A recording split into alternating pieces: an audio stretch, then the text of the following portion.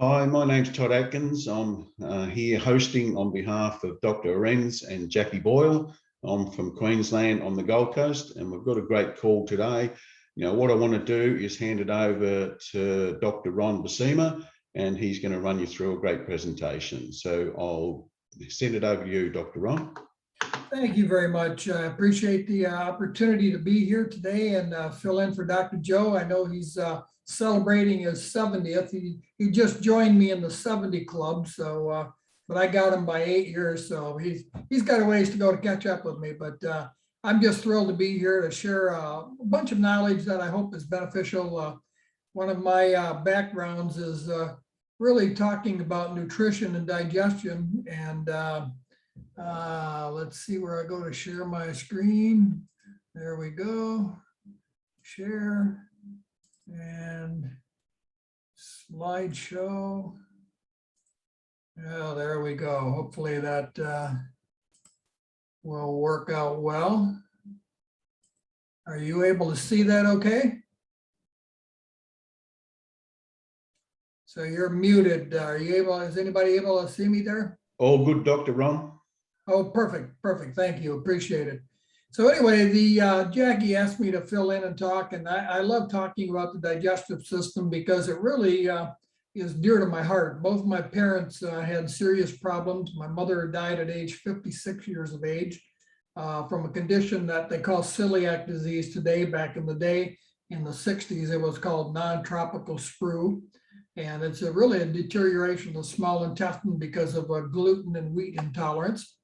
And my dad had Crohn's disease, started out with ulcerative colitis, wound up with Crohn's disease, and I'll explain that when we get into a couple of the slides here. But he lived to be 80, but he had a part of his whole colon removed at age 75 and had a bag on the side for the last 5 years of his life. And he was crippled up with arthritis from poor digestion, malnutrition. And when I was studying to be a healthiatrist, Dr. Robert Preston was talking about the digestive system, and I was in the room, and I don't know what happened around the room all around me that day, but when he was discussing this system, my ears were pinned to the front wall. You could have put off hand grenades behind me. I never would have heard them because this was my future. And I experienced some of those challenges myself when I was young, wound up with hemorrhoid issues, which is a constipation issue, which is a poor digestion, which is a poor diet issue. And it all goes back to the beginning. And that's kind of where we're going to start, from the food we eat to the new life in your body. And we just want to kind of take it step by step and look at the whole digestive system. And I found a slide that's pretty basic, but I think it gives a good example of what we have inside of us. And what's really interesting is that what we see from the mouth to the anus is a closed loop system. Now, some people may understand what that is, because when we eat something, it's really not inside of our body until it's absorbed into the system. But that's a closed loop system all the way through the esophagus, the stomach, the small intestine, the colon, the rectum, and then out. Nothing, it's like putting gas in the gas tank, and if it doesn't get to the engine, it's going nowhere. So we're going to explain that in a hopefully an interesting way to help people understand why we're doing what we're doing, why we should make good, healthy food choices, because that's really where it starts. And I think what we need to do too is really thoroughly chew our food and eat slowly. And when I say that, I'm speaking to myself, because I'm the guy who likes to inhale food. I want to get it done and go. But we've got those salivary glands, and we got three pairs of them in our mouth: sublingual, and then we got the mandibular, and then we got the parotid up in the cheek area. And what's really interesting is, and it'll go back to the example of eating meals on time. When we know we're going to eat and we eat on a regular time basis, the mouth starts to produce those salivary enzymes for our meal that's coming up. It's preparing us to ingest the food. So then we want to chew it thoroughly and enjoy it, not be stressful, enjoy it with family and friends, not eat on the run, not eat in the car, going somewhere that's not a good idea, sometimes necessary. And what's really encouraged too is to eat meals at the same time of day. My parents were on a very strict schedule because of my dad's work. So we ate 7:30, 8 o'clock in the morning. He came home for lunch because he lived 2 blocks from where we worked, with 2 blocks from where we lived. So we were eating at noon, and then about 6 p.m. we were eating again. And we follow that routine to this day, and we don't deviate a whole lot. No, there's occasions where we have birthday parties, events that we need to go to, and that gets switched up. But the body knows that, and the body is already starting to say, okay, Ron's going to be eating, so we better get some enzymes starting to go here so that when that food comes down, we're ready to go. Really important. So we've got the taste buds, and then we swallow. It goes down through the esophagus and it goes into the stomach. Now in the stomach, there are all kinds of little sensory cells, and a lot of people think that the stomach is like a big old mix master. When you put it in, it just kind of mushes it all up, turns it upside down. Sometimes it may feel like that, but really there's 3 layers of muscles that contract, that massage the food that we're putting in our body. And there's enzymes that are released in the stomach. It's a lot of hydrochloric acid, and that's really an important one to start to break down the proteins and some starches. So, and another interesting little thing about what we should be eating and what we should be eating and when, the biggest meal should really be at breakfast. We should eat breakfast like a king, lunch like a queen, and eat like a pauper at dinner, and really shouldn't eat after 7 or 8 p.m.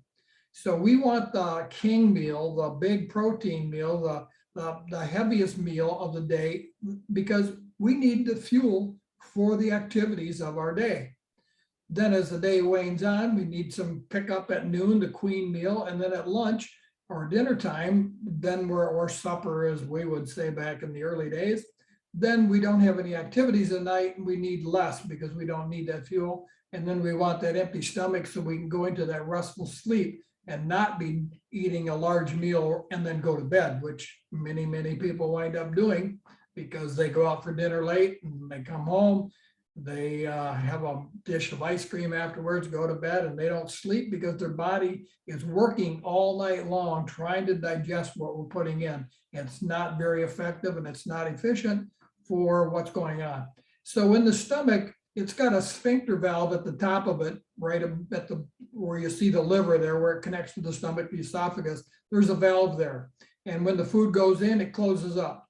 When we're done eating, that closes up so that it doesn't come back up and we don't burp or we don't regurgitate. Well, some people do. And we've got acid reflux. Well, that's because we're not getting the right digestive enzymes in our body. We're eating maybe way too many proteins, and we're maybe a little older, so that hydrochloric acid level wanes as we age.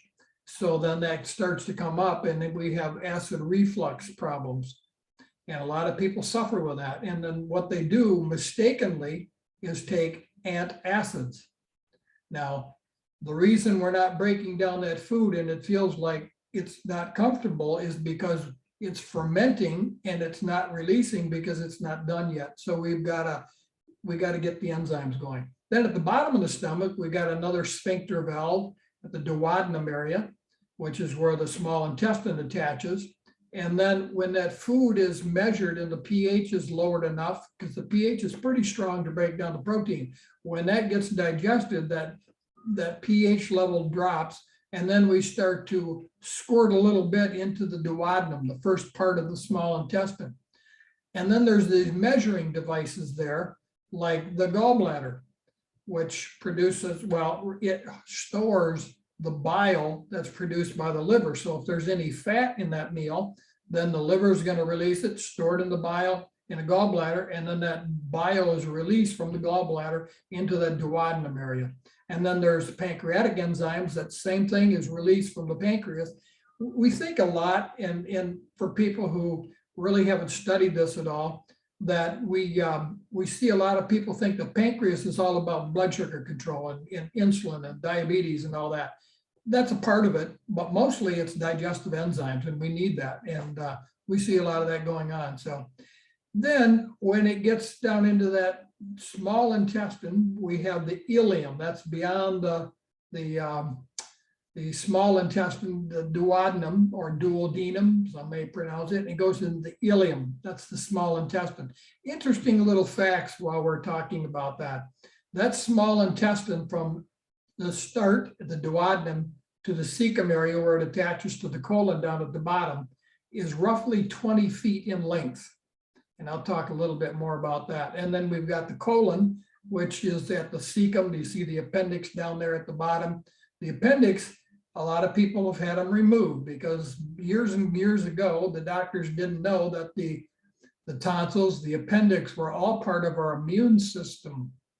So we can, yes, we can live without tonsils. I have since I was 5. So it's many, many years. And then there's the appendix. You can live without one of those, but those are important things for our immune system to fight. So my dad, going back to my dad now, he had that whole large green colon removed, and then they did an ileocecal valve from the ileum, and they attached it to the side, and the bag leaked, and it was really not a pleasant thing. So it's proper to take care of your body right. So, and then we've got the transverse colon, or the ascending colon, which goes up to the under the liver there, and then the transverse goes across the top, and then the descending colon, the rectum, and the anus. And that, if that's all working perfectly, we've got things going pretty well. So if we go on to the next slide here, we'll see a little more depth about the small intestine, because that's where about 90% of our final digestion and assimilation happens. So we're already assimilating some things in the mouth because of the salivary glands. We're assimilating a little bit because we know, like for instance, our new CBD spray, 2 squirts and we've got some assimilation. It doesn't have to go through the system we're talking about right now, but our food as a rule has to. Now that small intestine, when you do a little cutaway, that 20-foot length, it's about the size of a garden hose, roughly, about 1 inch in diameter. And it has thousands and thousands of villi, little finger-like hairs, and you can see them to the in the middle, that little stand there, and it says the villi or villus. Inside those little 64th of an inch long villi, we have blood supply and we have lymph fluid. So the blood supply, the lymph fluid sucks it up, the blood supply comes in and then takes it out and feeds your body through the blood and the capillaries. But on each one of those, there's an individual cell, 1 layer thickness covering that villi. Now, if I scratch my finger, and I don't know, maybe you can't see it, but if I scratch my finger, I'm knocking cells off. Cells are microscopic. You can't see an individual cell. But each one of those single layer of cells has hundreds of microvilli. And here's the thing that just absolutely blows my mind when I think about how the body is designed. When you take that surface area of all the villi, the 20-foot length, the villi, the microvilli, and spread that out flat, it covers a tennis court. That's our absorption system. That is amazing. Now, in my mother's case, as an example, the gluten destroys the microvilli and the villi. It knocks them off. And then you've got an immune reaction, because then there's things coming into your blood supply and your lymph system. And it says, this is a foreign object. It's not completely digested. We need completely digested foods like protein. Dr. Joe talked about last week. We've got protein, fats, and starches. Protein, I'll use the example of a chicken. A chicken can't go through that cell. It's a little bit too big to get into that cell, to get into the bloodstream. Protein's made out of amino acids. Amino acids have to be broken down to individual amino acids so that they can go through that cell and into the body. Then what we eat is in our body. And there's a sodium-potassium ratio in the body that lets stuff in the cell and takes stuff out of the cells in our body, which is quite amazing. So when those are gone, like in my mother's case, it was like PVC pipe. So she had 20, 30 bowel movements a day. She starved to death, 5'10.5", weighed 86 pounds, looked like somebody from World War II concentration camp, not absorbing. I had a sister born 1936, stillborn with spinal bifida. That's a malnutrition issue. Another sister born 1939, died at birth, spinal bifida, malnutrition. I came along, something worked right, but they couldn't nurse me. So I had a lot of food allergies and a lot of challenge. Brother came along and 3 years later, he's passed from cancer. My sister's had some serious health challenges, 8 years younger. So here I am in the middle of the 5, and they had 2 other miscarriages. So out of all of that, somehow I got the understanding of how this works and how I should really maybe change my diet to affect how I live longer and healthier. And that's been my passion for many, many years. I graduated in June 27 of 1993, and I've been teaching this for many, many years. And to hear Sean and Tylene come on board and talk about our new enzymes, which I'm going to talk about in just a second here, it's pretty exciting to know there's other people who really know and understand how this works. It's critically important.